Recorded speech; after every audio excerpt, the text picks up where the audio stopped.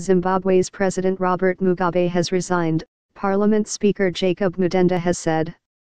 A letter from Mr. Mugabe said that the decision was voluntary and that he had made it to allow a smooth transition of power. The surprise announcement halted an impeachment hearing that had begun against him. Lawmakers roared in jubilation and people have begun celebrating in the streets. Mr. Mugabe, 93, was until now the world's oldest leader.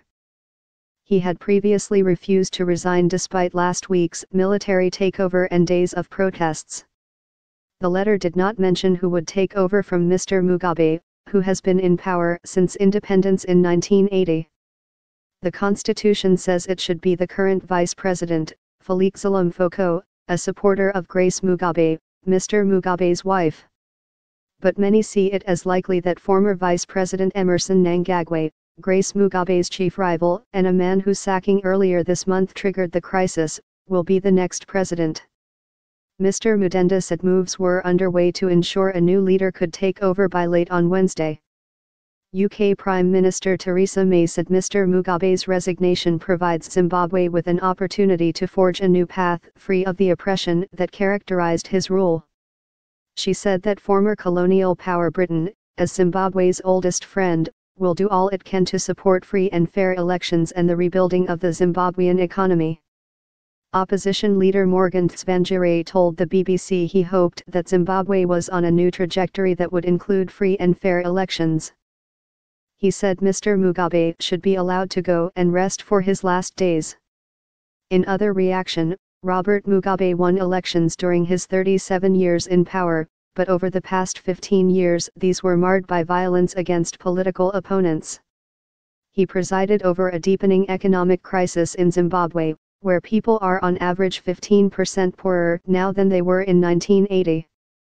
However, Mr. Mugabe was not forced out after decades in power by a popular mass movement but rather as a result of political splits within his ZANU-PF party. His dismissal of Mr. Mnangagwa 2 weeks ago was seen by many as clearing the way for Grace Mugabe to succeed her husband as leader. It riled the military leadership, who stepped in and put Mr. Mugabe under house arrest.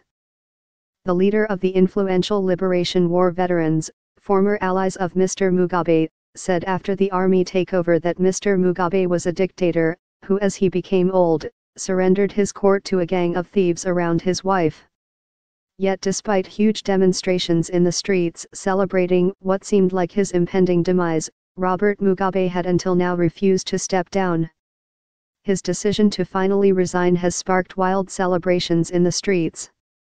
"We are just so happy that things are finally going to change," Togo Ndlelambi, a hairdresser, told the AFP news agency.